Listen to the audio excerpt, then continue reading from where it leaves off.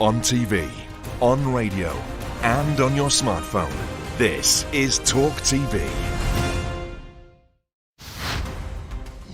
Good evening and welcome to a special edition of Piers Morgan Uncensored. From here, the governor's mansion in Tallahassee, Florida. This is the home of Florida's governor, Ron DeSantis, the man that many think could be the next president of the United States. Ron DeSantis will soon deliver his State of the State address. He's set to outline his agenda and highlight his possible 2024 presidential campaign. DeSantis has an even bigger lead, more than 20 points in the survey that we showed you just yesterday. The news comes as DeSantis' top Republican rival, former President Trump, faces new legal trouble. I just spent more than an hour with the governor, and we covered a wide range of issues from Ukraine. I was a bit surprised, I think some people were, that you seem to be almost dismissing it as a kind of that's not true. A kind of local dispute. His time working at Guantanamo Bay, you authorise the use of force feeding some of the that's not true. the detainees who were on hunger strike. I was a junior officer. I didn't have authority to authorize anything. And in Iraq, We could defeat them on the battlefield without even blinking an eye. too, how he proposed to his wife. We were out on the balcony and just kind of dropped to the knee and did? asked Bended her. knee? Oh yeah, of course. So you took the knee, Governor. Yeah, we did. That's the only time I take a knee is for that one. What he really thinks of Donald Trump, you made a fatal error in your relationship with What's that? Donald Trump. You got too popular. And of course, the burning question everybody wants to know the answer to, is he going to run? You think you can beat Biden? I think so. So you're running them. So here it is, me, one-on-one with Governor Ron DeSantis in the governor's mansion.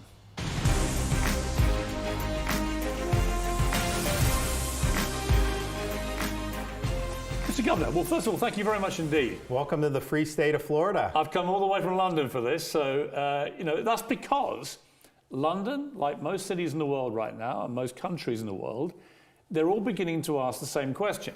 Who's this guy, Ron DeSantis? Are you aware of this? I am, and we've been able to see a little bit of that. And look, I have the privilege of being the governor of one of the most dynamic jurisdictions in the world right now. If you look over the last 4 or 5 years, the amount of people that have decided to move to Florida, just visit Florida, or even just look to Florida for inspiration has been unlike anything we've seen in the state's history. So we've got a lot of tremendous people here. We've got a lot going on that's positive, and we're not afraid to lead the way. I want to start with a positive quote, which you're going to really like, and then move on to some negatives that other people have said. So it's going to start well, this, okay? This is from a guy called Richard Littlejohn. He writes for the Daily Mail newspaper in the UK. Also a Florida resident for many decades. And he's a friend of mine. And he wrote this recently. DeSantis is living proof that when conservatives govern as conviction conservatives, committed to freedom, light regulation, low taxes, strong borders, and proper policing, and don't crumble in the face of militant wokery, voters lap it up. What's your response to that first? Well, is look, that a good categorization of why you think you've been successful? I think all that's true. I think, you just think of the environment. We've done more on conservation for our Everglades, but this is like things that really matter to people. I'm not trying to control their lives. I'm just trying to make the environment better. Crime, we're law and order. We are not dealing with letting criminals out or going soft. I actually removed a Soros-backed prosecutor from Tampa who said he wasn't going to follow the law. COVID, we made sure that we protected people's freedoms. People knew they could come here and do well. And yes, we have no income tax. We have one of the lowest per capita tax burdens in the country, lowest per capita debt burdens in the country, and the largest budget surplus in the history of the state. We have more people, significantly more people employed today than we did pre-COVID. A lot of the lockdown states still haven't gotten back to their pre-COVID employment levels. And so I think what we've done is worked, and I think people have responded positively. All this has made you very popular in Florida. I mean, just anecdotally, being here for a few days, I've been completely stunned, frankly, by the amount of adulation you get from Floridians. But as your star has risen, as you know, out have come the knives. This is from Vanity Fair. They said you're a wannabe autocrat, already governed the Sunshine State like a banana republic. You're the Genghis Khan of social issues, using every opportunity to target and demonize groups that have already been targeted and demonized throughout history. Trevor Noah called you an ignorant racist. Stephen Colbert, a gaping bleep. Seth Meyers said you were cruel, sadistic, stupid, repulsive, ghoulish. When you see this kind of hatred, what it says to me as a journalist who's covered a lot of presidential runs and political maneuverings, is that it means that people are getting a bit worried about you. I think it's right. I think they see me over the target. I'm obviously coming at it from a different perspective than they like to see. Those are all people on the left and sometimes far left. But here's the thing. I think the reason why I won the biggest landslide in the history of Florida for governor's race is because that criticism is so far removed from the reality. There's legitimate things we can criticize everybody for, including me. But when you start talking about being an autocrat, all I do is I look at my constitutional powers and I govern in a way to advance the principles that I believe in. The criticism really falls on deaf ears. And I got it from all quarters for the whole time I was governor. I mean, you know, during COVID, I was the #1 governor being attacked. I criticized you. There you go. And I that's discovered fine. today, I checked what I tweeted about you historically. There you go. And I found a tweet, I think in 2021, where it looked like Florida's record was not going to be good on COVID because you've been one of the first people in America, certainly, to bring back freedoms for people. And I was quite scathing. I said, this guy's going to have blood on his hands. Actually, it didn't turn out that way. Actually, you were very bold in a lot of the stuff you were doing, bolder than many other governors. And it turned out in many areas you were vindicated. Well, here's the thing. Excess mortality, lowest in the Sun Belt, even lower than New York and California for all-cause excess mortality. And then, of course, economically and freedom, we've done way better. Now, listen. I was very concerned about COVID because I've got more elderly than just about anyone. I've got 4,000 long-term care facilities. I've got condos with seniors stuffed in them all across. So this was, and I'm a tourism state. So this was a huge existential threat to Florida. One of the other criticisms that's used against you is about your personality. It probably comes from people who don't know you very well, because those who do, who I've spoken to, tell a different story. But you're being depicted in some of the national media as very intense, quite boring, charisma devoid. You know, someone reviewed your book and said he would launch any charm offensive unarmed. Well, I appreciate the knocks on the book. It's the #1 book in America, Right. far and away. I've sold more than any non-president in the history of the country in terms of the first week. So we've been doing pretty good. A lot of people like it. Does a hostile New York Times review help sales? Yes, with conservatives, of course it does, yes. So here's the thing. I think, you know, there is, these are people who are in the political class, journalist class, politicians, and like DC in particular. They get mad. I don't do the cocktail parties. I don't like rubbing elbows with other people. I like doing my job and then spending time with my family. That's just what I do. A lot of the people that are criticizing, you know, they would say, oh, he doesn't do well with donors. He doesn't glad hand with them. And yet I raise more money than any non-presidential candidate in the history of America. Are you kidding me? So we tend to do, we do well. But I do think that, you know, I deal better with regular people than I do with some of the people in the political class. Your book, you start with a quote from Sir Winston Churchill, the greatest of all Britons, certainly as far as I'm concerned. And it's about courage. And it says, courage is rightly considered the foremost of virtues, for upon it all others depend. Why did you choose that as the quote to kind of set up the book? Because I think what I've been called upon to do as governor is make the right decisions when it wasn't easy. I've got to do what's right, and I've got to stick by that, and I've got to be willing to take the arrows. And I think we need more of that in terms of our leaders now. Is Churchill a hero of yours? Absolutely. Why? Well, he saw the danger very, very early on. He spoke out, and he rallied Britain in a very difficult time. And I think he was just very inspirational. He's a strong leader, of course, but he had a way with words. I mean, how you say these things to really stir people's patriotism, emotions, I think is something that I've always admired. You've achieved a lot in Florida, and you had this thumping win. 1.5 million more people voted for you second time round as governor. An amazing validation of what you've been doing. Could you do that nationally? I think you could. I think one of the things that was interesting about my election is the voters in Florida overwhelmingly thought the country was on the wrong track, but they thought Florida was on the right track. Right. We're very tough on crime.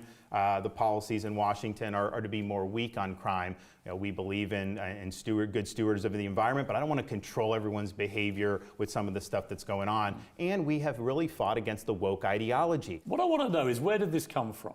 So tell me a little bit about your upbringing. I know your parents, your father was a Nielsen TV engineer for TV ratings. Because back then you had to put the box on the television sets. And he was physically doing that. And your mum was a nurse. And they still live in Dunedin, I think, in Dunedin, Florida. Dunedin. Founded by Scots. Yes, indeed, yeah.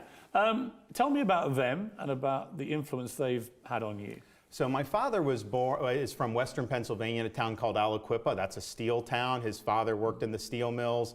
My mother's from Youngstown, Ohio, another steel town. So this is blue collar, gritty, religious, patriotic. My household values really reflected that working class upbringing, and basically what I think instilled in me is, I love the country, trusted God, but just really believed you don't get anything handed to you in this life. The other question I'd do is look in the mirror every day and think, am I about to do something my mother will either like or dislike? There you go. Do you have that same absolutely guiding principle? Absolutely. You did a press conference this morning and you were responding to the reports, rumors of Donald Trump potentially being indicted. And you gave an interesting response, very sort of supportive of him in a way by saying, yeah, I think what's happening there is outrageous. It's political posturing by the SDA and so on in New York, and they should be focused on more important things. But you also repeated twice you didn't have any knowledge of hush money being paid to porn stars. Was I right to feel that there was a slightly censorious tone to that kind of thing is just not anything you would ever get involved with? Well, I think there's a lot of speculation about what the underlying conduct is. That is purported to be it. And the reality is that's just outside my wheelhouse. I mean, that's just not something that I can speak to. So, I hope it doesn't come to where you end up seeing this going forward. I mean, look, if you are a very strident prosecutor, in this guy's on the left, and you're not prosecuting a lot of crimes, Manhattan's gotten less safe, you're going to go after somebody on the other side for some novel offense. That just does not inspire confidence, and people see that as weaponizing the justice system. So I think it's fundamentally wrong to do that, and I just made it be known. But we'll see. Maybe it won't come to that. I mean, we haven't seen anything firm yet. Does personal conduct in any leader politically in America, does it matter how you behave as a leader? I mean, I think at the end of the day, what a leader, you really want to look to people like our founding fathers. Like, what type of character? It's not saying that you don't ever make a mistake in your personal life, but I think what type of character are you bringing? So somebody who really set the standard is George Washington, because he always put the republic over his own personal interests. When we won the American Revolution, Washington surrendered his sword. George III said, well, if he surrenders... Can you not intrude into private grief? Without him, we could have had King Piers. That's right. By now. But George III said, he's the greatest man in the world if he gives up power. And so I think the personal is more about how you handle your public duties and the kind of character that you bring to that endeavor. How important is truth to you? We live in a world where people talk about my truth, as if somehow you can create your own version of the truth. To me, facts are facts. The truth is what it is. It's the truth. People feel, whether it's been in the US or the UK with Boris Johnson, they feel like there's been a departure from truth being an important factor of leadership. 100%. I mean, look, truth is essential. We have to agree that there's a certain reality to the world we live in. And if we can just create our own facts, then we're never going to be able to agree on anything or never really be able to do policy in a way that makes sense. And so, yes, it's not your truth or my truth, it's the truth. You went to Yale and Harvard. Was described as a blue-collar kid from Tampa among the communist millionaires. You said you were the only person to leave either of those places more conservative than you started. I think so. I mean, I wasn't political when I got there, because where I came from, I didn't know if you were Republican, Democrat. When I got there, you had a lot of militant leftism. One of Yale's mottos is for God, for country, for Yale. But you get in the classroom, no way. I mean, it was very anti-religion, particularly Christianity, and very anti-Americanism, and really adopting a lot of the left-wing mantras of the day. And I kind of rebelled against that because I'm like, wait a minute, I'm proud to be an American. I wouldn't be here if in any other country, perhaps. And so this is something that I rejected. And then by the time I got to Harvard, I was already set. They weren't going to change me. What's extraordinary is to watch the way campus sort of ideology has gone. I mean, if it was bad then, it's immeasurably worse now. This woke ideology has got a grip, not just in America, but in the UK and around the world. It's not good for them because when they get into the real world, their assumptions have never been questioned. You should want your assumptions questioned. A university is about pursuing truth. It's about rigor and academic integrity and giving people the foundation so they can think for themselves and be citizens of the republic, not to impose ideology. We want there to be free speech on campus. We want the professors to come from a wide variety of viewpoints. You can't have every professor having the same leftist dogma in the class. That's not good education. Right. I mean, I lost a job because I disbelieved Meghan Markle. There you go. With her claims of racism against the royal family. I said, I don't believe it. So I had to leave my job. I mean, it was completely insane when you think about it. Yeah. Now I'd be fired for believing it. That's true. Right? That's true. I mean, it's true. Although I'll tell you though, my book beat Prince. You know, his book had come out earlier, #1, and then when I became #1, knocked him off, I know. I was higher than Prince Harry. We're all very grateful. What do you make of those two? Do you have a view of them? I don't. I mean, you know, I think that I really respected the Queen. I mean, I think she was really elegant, and I think her stoicism, and I think it was really good. You know, as the younger generations, it's a little bit more mixed. I mean, that's just the reality. Are they annoying? I think for some they are. I mean, look, I'm not involved in that, Malou. I just kind of focus on, but I think for some Americans they can be. More from Governor DeSantis after the break.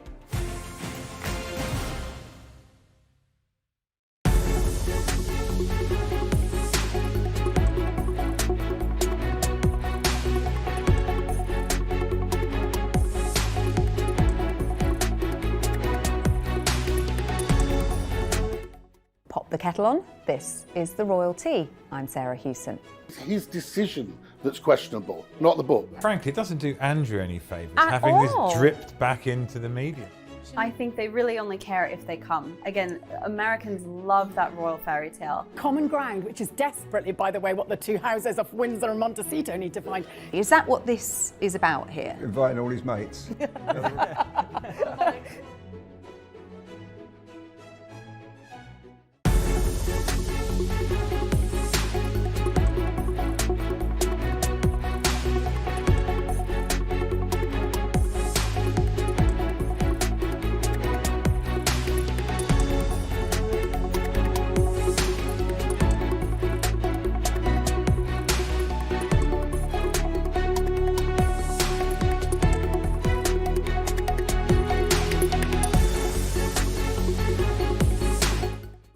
He's back, and he's uncensored. Debating the breaking news and talking to the biggest names. Piers Morgan is live every week with a host of stars. Uncompromising, unmissable, and uncensored. And remember, if you're thinking it, we're talking about it. Piers Morgan, Uncensored, Monday to Thursday at 8 p.m. on TalkTV.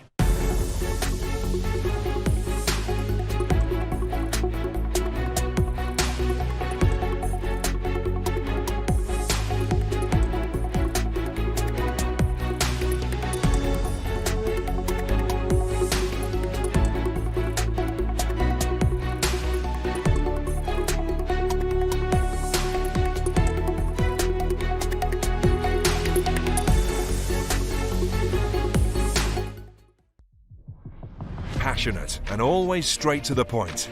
World-class broadcaster Vanessa Feltz is on TalkTV every night of the week. From politics to pop culture, there's no subject she shies away from. And remember, If you're thinking about it, we're talking about it. join Vanessa Feltz on TalkTV every day from 4 p.m.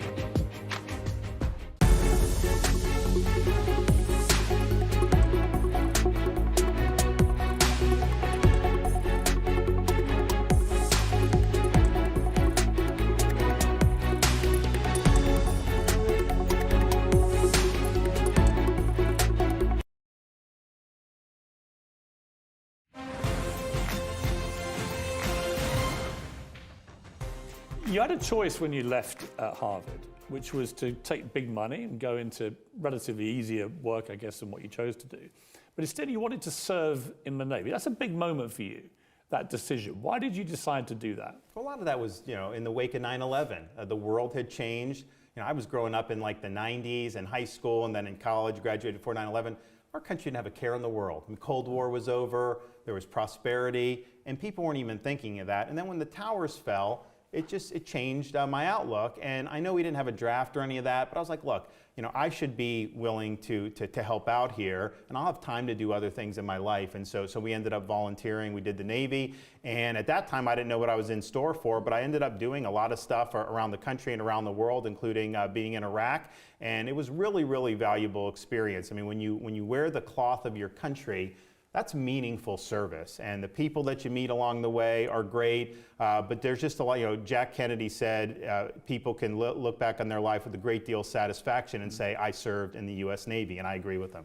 Where were you on 9/11? I was, I think I had just graduated college and was kind of not a care in the world, and all of a sudden, boom, it happened. And so I had already been either accepted or planning on going to law school. And that's when I decided to start looking into some other career choices. That moment was a pivotal moment in modern American history in many ways, unleashed a whole series of consequences. Would you have done things any differently if you'd been running America at the time? Obviously, we're 20 years on from the Iraq War, for example, which many viewed as an illegal conflict potentially, but certainly one that created a lot of turmoil, the rise of ISIS and so on. Would you have invaded Iraq? So I think in hindsight, it's very easy to make these things. So clearly we had to go to Afghanistan, knock off the Taliban, and decimate al-Qaeda. I would not have stayed in Afghanistan for what we did. I mean, the idea that we were going to turn that into a democracy, it's just a different culture, and they're organized differently. And then I think in Iraq, what I saw there was, you said democracy when Saddam was removed. These are people cozying up with the Iranians. And so we now have a situation where Iraq is basically an Iranian satellite, and Iran has probably been our most significant adversary, certainly in that region, since the Shah fell. So in hindsight, I mean, I honor everybody's service because I think they did a lot of great things. But in hindsight, has the Middle East gotten better as a result of that? I think Iran's gotten stronger as a result of that conflict. You spent some time at Guantanamo Bay, obviously a very contentious entity in many ways. Barack Obama campaigned in 08-09 to close it and didn't. It's still open today.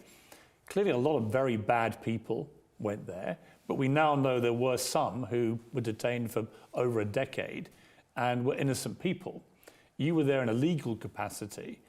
Did you have any qualms about what was going on there, about holding people that long without trial?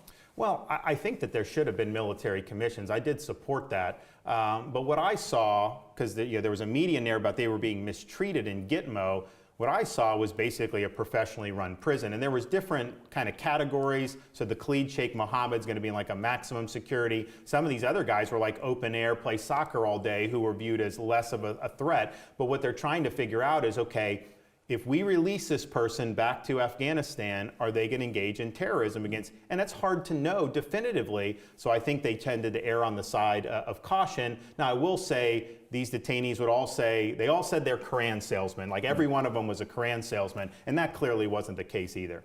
But did you have any issues as a lawyer with people being held that long without any trial? But it's a tough thing when you have a situation with terrorism and war, because they're not a nation state, and how you can't try them, I think, in a civilian court, so you really need military commissions. I actually thought I was going to be involved in military commissions, and they really just sputtered. They didn't get off the ground. They should have had those up and running, and it's some due process, but it isn't what you would get in a civilian trial. The Washington Post did a big deep dive on this today, actually, about what you did out there. One of the things they said was that you authorized the use of force feeding. That's not true. Yeah, that's not true. Yeah, any of the stuff that people just to finish, force feeding the detainees who were on hunger strike. Was that true? So I was a junior officer. I didn't have authority to authorize anything. There may have been a commander that would have done feeding if someone was going to die, but that was not something that I would have even had authority to do. So that's wrong. Yeah, absolutely. What did you learn? You then went to Fallujah in 2007. That was the year of the surge. Yep. I think more American troops died that year than in any year since World War II, I think. So really incredibly dangerous and a lot going on. You were there as a legal counsel to the commander of Navy SEAL Team 1. Yep. And obviously the SEALs weren't as well known as they are, I guess, now. But an incredibly demanding job, I would think, under a lot of pressure. What did you learn about yourself while you were doing that? Well, it's interesting. So, we had folks all across Al Anbar province. So, like, the headquarters was Fallujah. We had Ramadi, Al Assad, Haditha, Hit, all these places. And there were operations every night. And, they tend to work at night. And so you're just crazy out one day after another for a 6.5 month period. But, at the end of the day, I mean, honestly, I kind of felt honored to be there because these were some of our best people that I was able to kind of hitch a wagon with. And they were making a good difference. By the time we left, there were not Americans dying in Al Anbar province anymore. I mean, Al-Qaeda in Iraq had been crushed. The Anbar awakening had happened, and most of the deaths at that point, probably 90%, were in the Shia areas with the Iranian-backed forces. So it was a successful deployment, not just our deployment, but the Marines and the Army who were there during that time. Did you come under any personal attack? Not anything special. I mean, I would travel from different areas, but what they would do is, like if you fly in a helicopter, they would do pitch black at night so that they couldn't, shoot it down with an RPG, but they would not go in the daytime. Still quite an unnerving experience. Well, you just don't know. I mean, because the thing is, we could defeat them on the battlefield without even blinking an eye, but that wasn't how they were fighting. They were fighting to try to say, if you're going convoying from Ramadi to Fallujah, we're going to try to blow up your convoy. And so it's just kind of like, okay, if the number's called, the number's called. I want to talk to you about another war, Ukraine. I was quite surprised, I'll be honest with you, by what you said last week about Ukraine, describing it as a territorial dispute. It's picked up a lot of blowback, as you know. Only surprised because of your military background and because you were on record as helping Ukraine after the invasion of Crimea. Do you regret actually just using that one phrase? Well, I think that it's a been territorial dispute. I think it's been mischaracterized. Obviously, Russia invaded that. That was wrong. They invaded Crimea and took that in 2014. That was wrong. What I'm referring to is kind of where the fighting is going on now, which is that western border or eastern border region, Donbass, and then Crimea.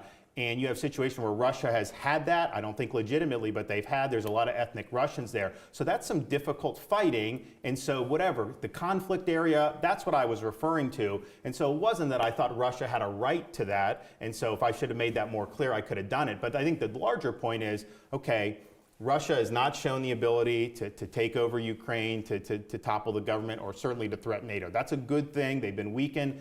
You now have the fighting in those areas. I just don't think that's a sufficient interest for us to escalate more involvement. I would not want to see, American troops involved there. But the idea that I think somehow Russia was justified, that's nonsense. I mean, I was in Ukraine interviewing President Zelensky last summer. What I was struck by was the utter resolve of the people there, which I suspect would be exactly the same if somebody invaded any part of America, which was not to give Putin an inch. Not an inch. In fact, they wanted Crimea back. And I think they would take issue with it being categorized as so, a kind of... like I say, I think they have the right to that territory. I just think that's the source of the conflict. It's in those regions, which there's likely going to continue to be a lot of conflict on that going forward. So if I could snap my fingers, I'd give it back to Ukraine 100%. But the reality is, what is America's involvement in terms of escalating with more weapons? And certainly ground troops, I think, would be a mistake. So that was the point I was trying to make. But Russia was wrong to invade. They were wrong to take Crimea. What's your view of Putin? Look, I think he's got grand ambitions. I think he's hostile to the United States. But I think the thing that we've seen is he doesn't have the conventional capability to realize his ambitions. And so he's basically a gas station with a bunch of nuclear weapons. And so for us, one of the things we could be doing better is utilizing our own energy resources in the United States. We could be permitting natural gas pipelines from Marcellus, doing a lot in Alaska. That's where he gets all his power, and obviously he's influenced Europe by having so much energy. So the way to hit Putin is to hit him with energy. But I do think you look back, all the defense analysts and me in the past, we overestimated his conventional capability. This has been a huge blunder for him, huge costs. And we'll see what ends up happening with his longevity and power. But this has been a loss for them. There is a move now to hold him accountable for war crimes, bombing maternity hospitals, and genocidal activity in parts of Ukraine, wiping out whole cities, Mariupol and others. Would you support that? I mean, I think he is a war criminal. This ICC, we have not done that in the United States because we're concerned about our soldiers or people being brought under it. But I do think that he should be held accountable. How does it end the Ukraine war, do you think? That's the thing. I mean, I think I think those regions and the border in Crimea, I think are likely to be a stalemate for quite some time. And unfortunately, a lot of people will end up dying if that's the case. But I do not think it's going to end with Putin being victorious. I do not think the Ukrainian government is going to be toppled by him, and I think that's a good thing. One of the issues about it was, well, people were saying, okay, well, what happens if China decides to invade Taiwan, which may well happen in the next couple of years? If they do, is that also a territorial dispute? The thing with territory is just that's where the fighting was. There's not as fighting on the western side, and you have situations where there's ethnic Russians there, and it's a messy situation. But Russia did not have a right to go into Crimea or to go in February of 2022, and that should be clear. And if China did invade Taiwan? That would be aggression. Absolutely, it would be aggression. And Americans should get involved in that? So I would say that Taiwan is a strong ally of the United States. I think that's a critical interest. I think it's for us, but also for our key allies like Japan and South Korea. And I think overall, the number one issue that we face internationally is checking the growth and the rise of China. They're much more powerful, I think, than Putin and Russia are, and they really represent the biggest threat that we've seen to our ability to lead since the Soviet Union. After the break, Governor DeSantis tells me how he proposed to his wife.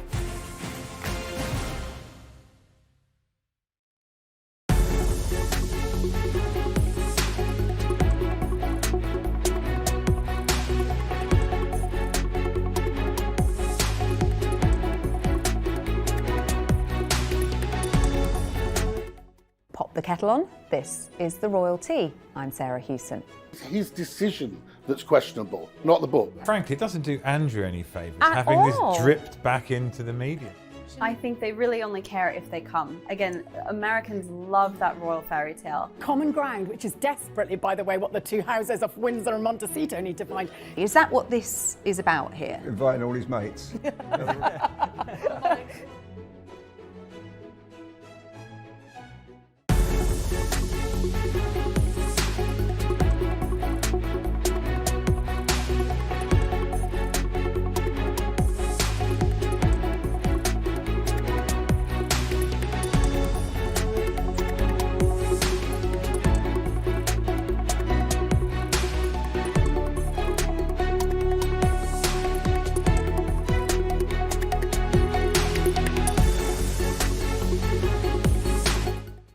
He's back, and he's uncensored. Debating the breaking news and talking to the biggest names. Piers Morgan is live every week with a host of stars. Uncompromising, unmissable, and uncensored.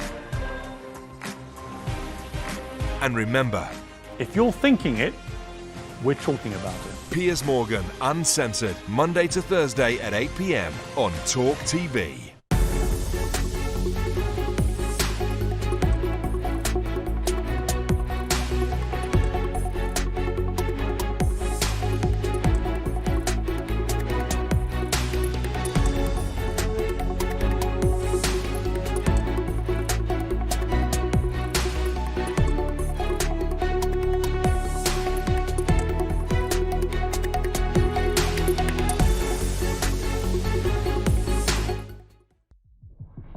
Passionate and always straight to the point. World-class broadcaster Vanessa Feltz is on TalkTV every night of the week. From politics to pop culture, there's no subject she shies away from. And remember, if you're thinking about it, we're talking about it. Join Vanessa Feltz on TalkTV every day from 4 p.m.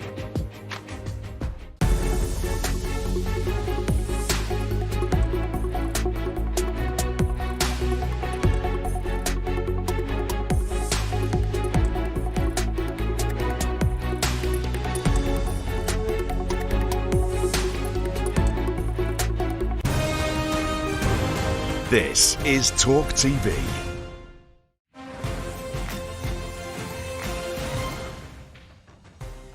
Would you ban TikTok? I would. I think so. Would you? I think so. I mean, I think from everybody in America. I think it's a security risk. I think they are harvesting so much data on our citizens. There's a whole bunch of other apps and stuff that are out there. And honestly, Piers, I got young kids. I don't want our kids on some of this stuff. And on sex education in school, what is your clear position on that now? So what our position is basically, we don't want to be injecting sexuality and things like gender ideology in particularly the younger grades. And you do have places around this country where they will have kindergartners say, okay, declare what your gender is, or tell a student that they may have been born a boy, but maybe they're really a girl. That is totally inappropriate. I think these are things that parents should be taking the lead on as they deem appropriate, but that should not be imposed in the school system. Did you ever think you'd be alive in a world where a 6'4" former male swimmer could suddenly identify as female and start demolishing women born to female bodies in competitive swimming, for example? Yeah. You know who I'm talking about. Penn. It just seems... After spending 3 years on the men's team, unsuccessful, and then switching there, and then you have the situation, you have that famous picture of the swimmer with then the three women, and they're so much smaller. The runner-up on that was actually from Sarasota, and I did a proclamation from the state saying she was the rightful winner. She was the best women's 500-yard freestyle swimmer. So it's taking away opportunities from girls and women athletes. I completely agree. I think it's a mad debate. Talking of young girls, actually a young woman that you met on a golf range many years ago.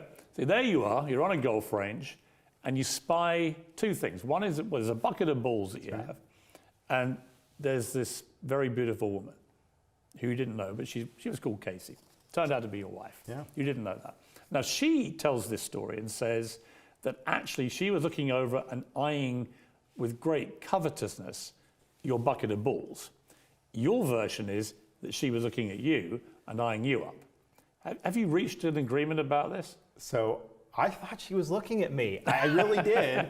And we did have the balls, and so I used the balls as a way to start talking to her. But my view was like, look, what's the worst she can do? Not want to talk to me? I'm like, I am not letting this opportunity go. So we went over there, we started talking, we divvied up the balls, hit them, and then we went out after that, and kind of the rest is history. But I think, in fact, she was looking at the balls. I do think I was wrong. When did you know this is the one for me? I mean, I would say pretty early. I was like, this is different, and I made sure to court her. Of course, I got mobilized to go to California, then Iraq, so we stayed together through all that. But I told myself, as soon as I get back from Iraq, I'm popping the question, and so we ended up doing that. And how did you do that?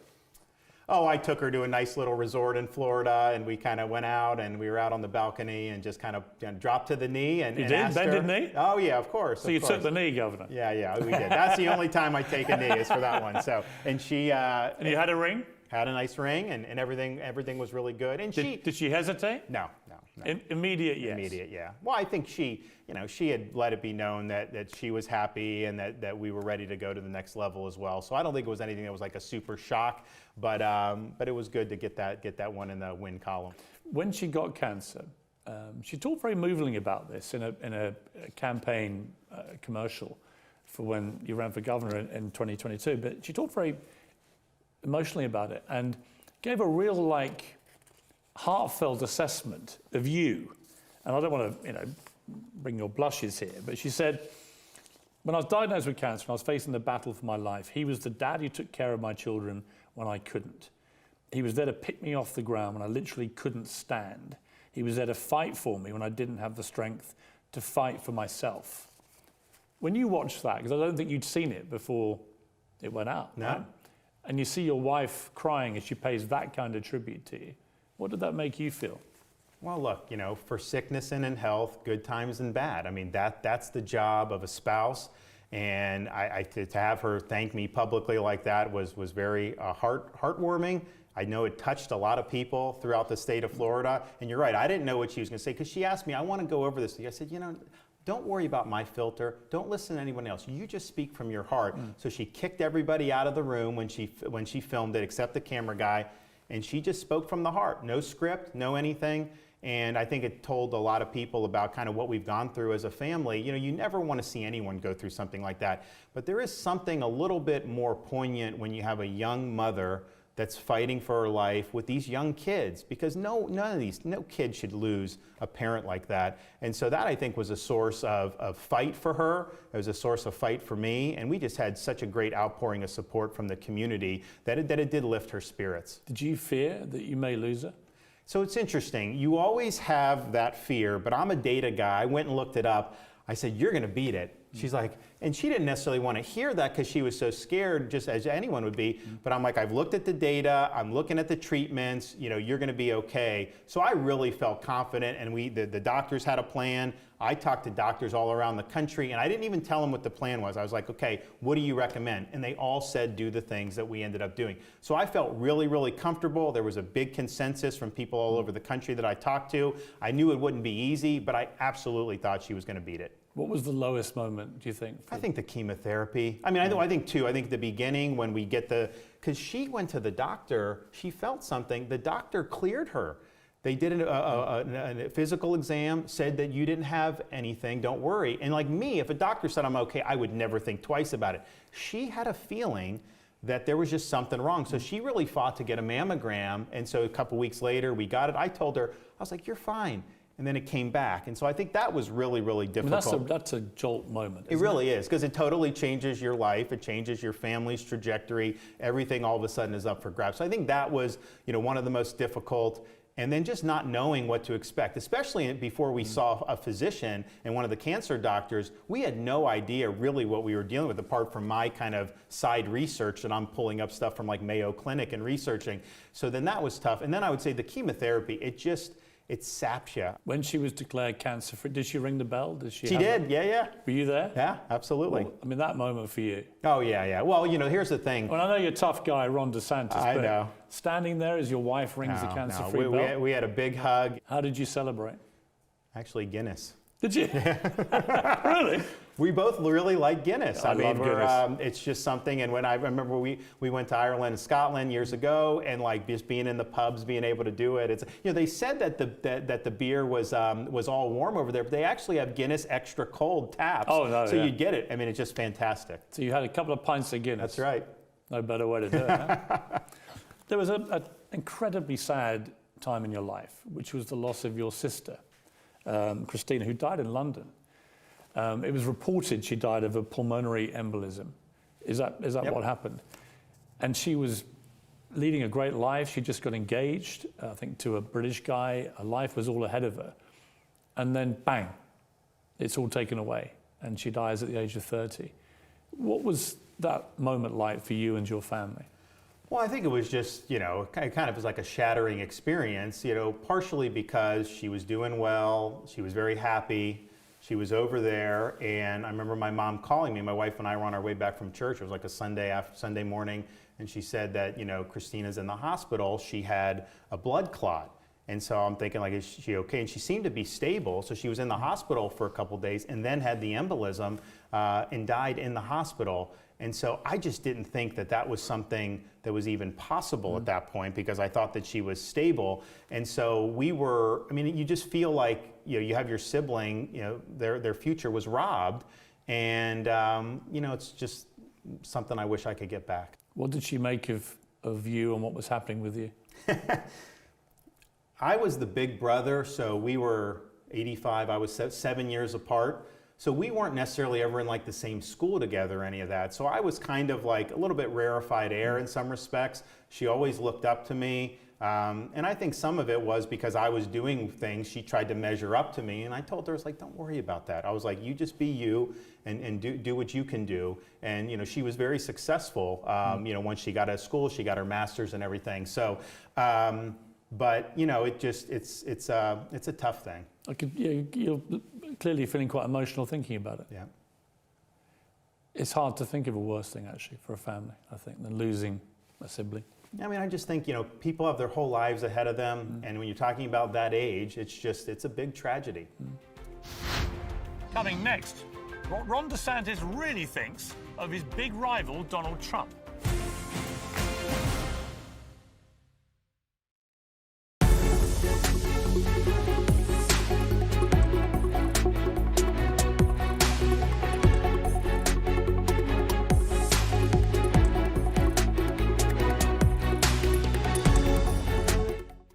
Pop the kettle on. This is the Royal Tea. I'm Sarah Hewson.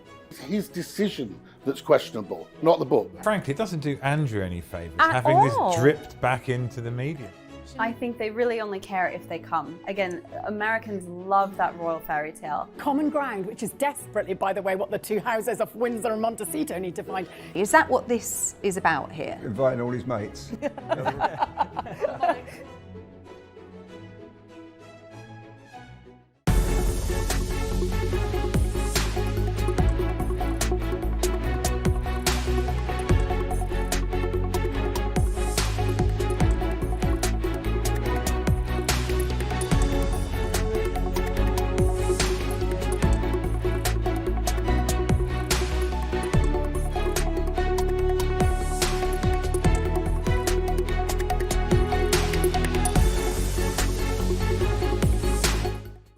He's back, and he's uncensored. Debating the breaking news and talking to the biggest names. Piers Morgan is live every week with a host of stars. Uncompromising, unmissable, and uncensored. And remember, if you're thinking it, we're talking about it. Piers Morgan, Uncensored, Monday to Thursday at 8 p.m. on TalkTV.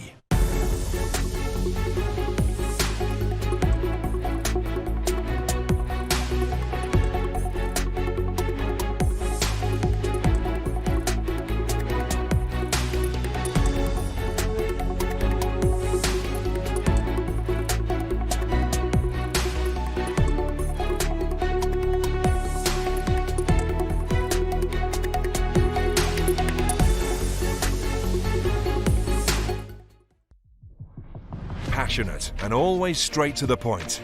World-class broadcaster Vanessa Feltz is on TalkTV every night of the week. From politics to pop culture, there's no subject she shies away from. And remember, If you're thinking about it, we're talking about it. join Vanessa Feltz on TalkTV every day from 4 p.m.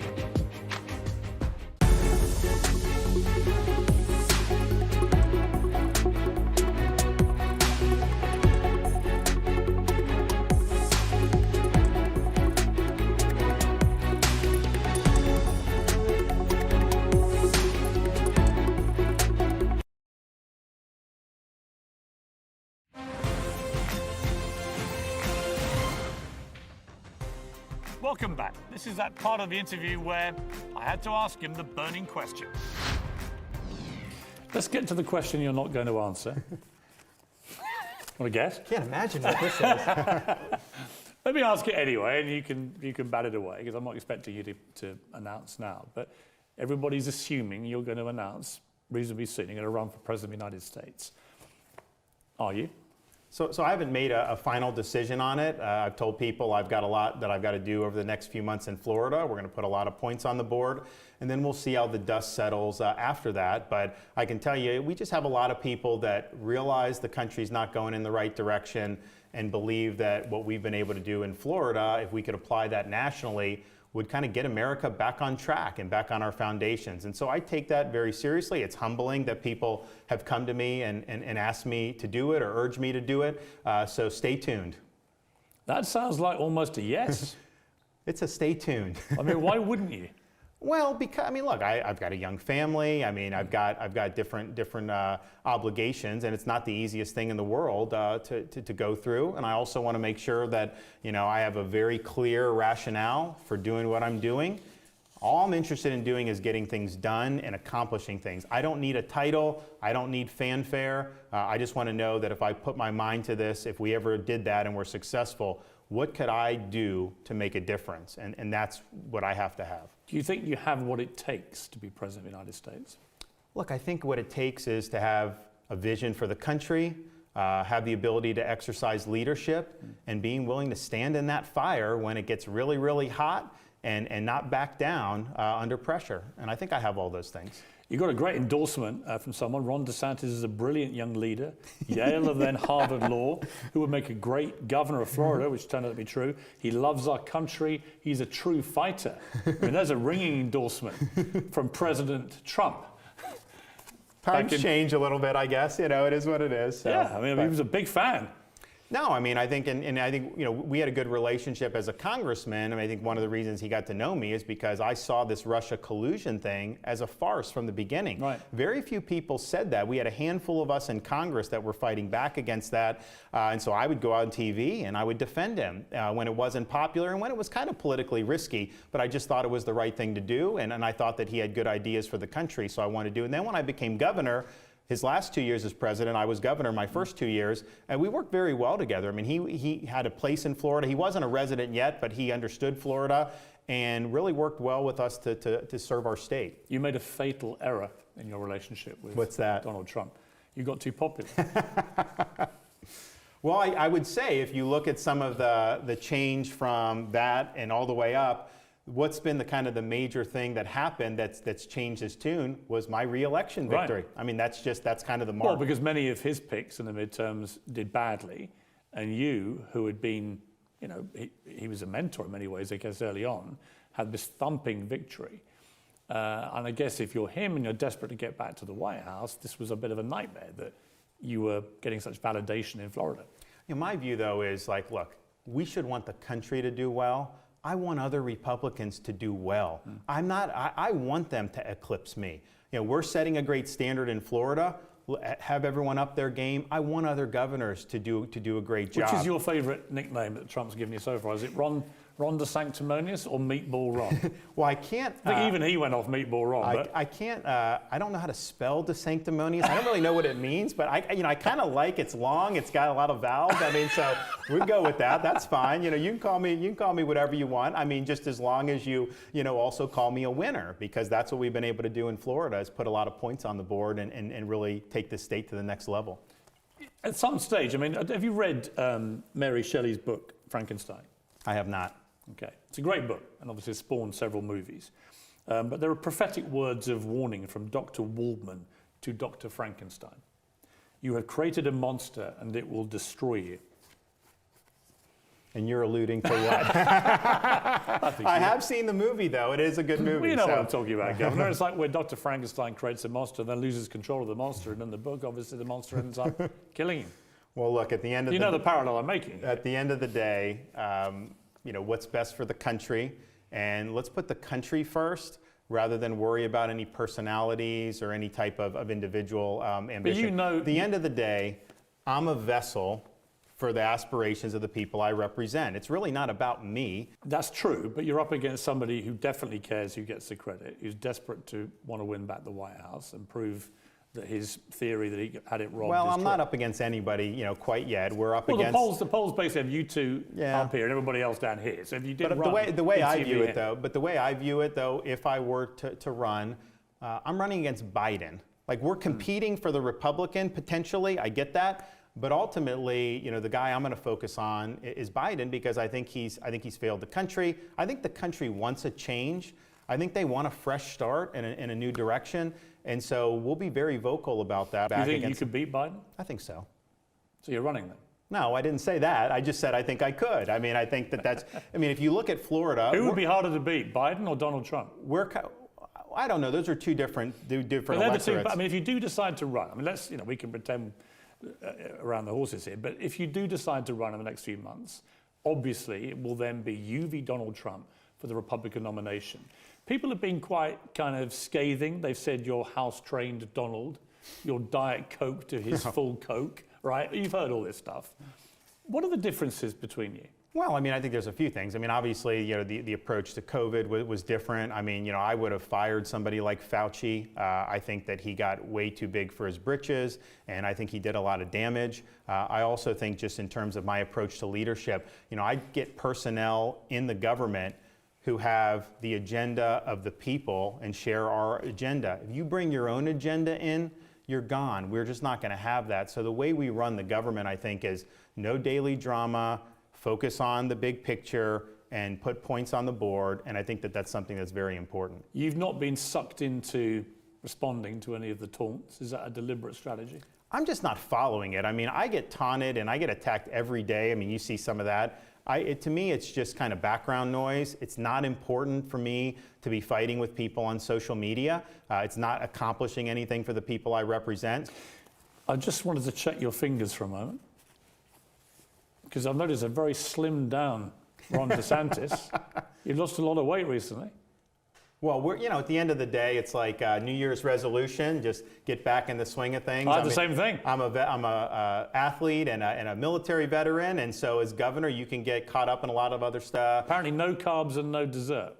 So I think the sugar is the biggest issue, because basically if you do sugar, your body burns sugar. If you don't, it burns fat. And so if you're working out and just eating halfway decent, I'm doing exactly the same thing, by the way, since Christmas. Okay. So we're on this together. There you go. You're probably doing a bit better than me.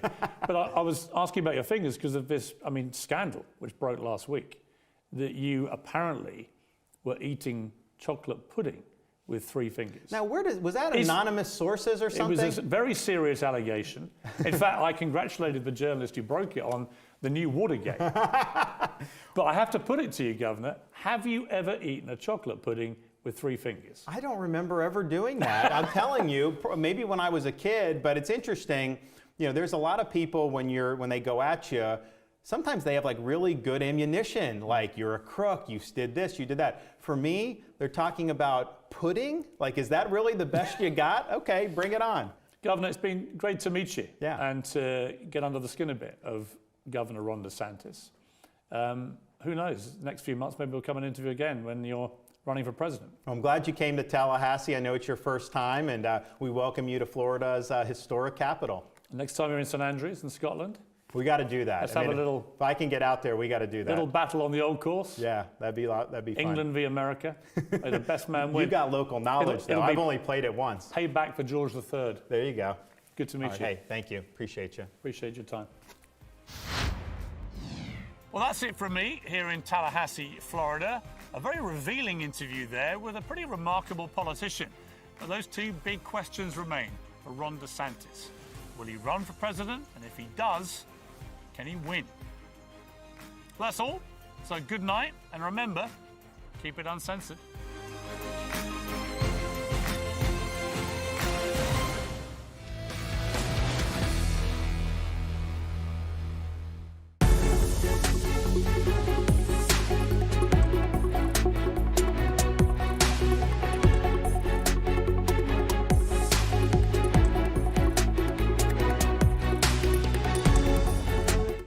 Pop the kettle on. This is the Royal Tea. I'm Sarah Hewson. It's his decision that's questionable, not the book. Frankly, it doesn't do Andrew any favours having this dripped back into the media. I think they really only care if they come. Again, Americans love that royal fairy tale. Common ground, which is desperately, by the way, what the 2 houses of Windsor and Montecito need to find. Is that what this is about here? Inviting all his mates.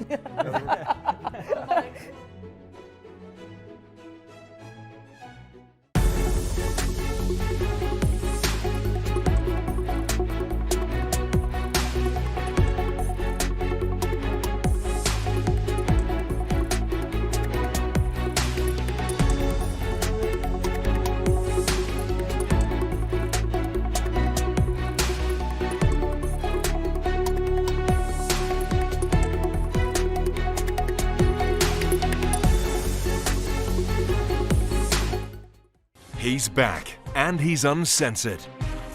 Debating the breaking news and talking to the biggest names. Piers Morgan is live every week with a host of stars. Uncompromising, unmissable, and uncensored. And remember, if you're thinking it,